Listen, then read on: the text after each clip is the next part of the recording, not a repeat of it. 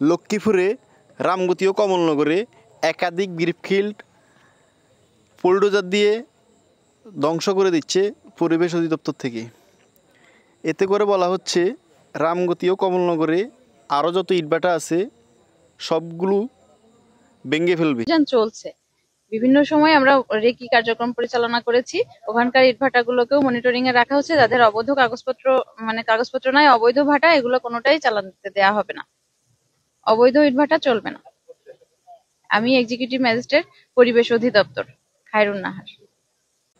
এই অভিযান চলমান থাকলে লক্ষ্মীপুরে রামগতি ও কমলনগরে কয়েক হাজার শ্রমিক বেকারত্ব বাড়বে।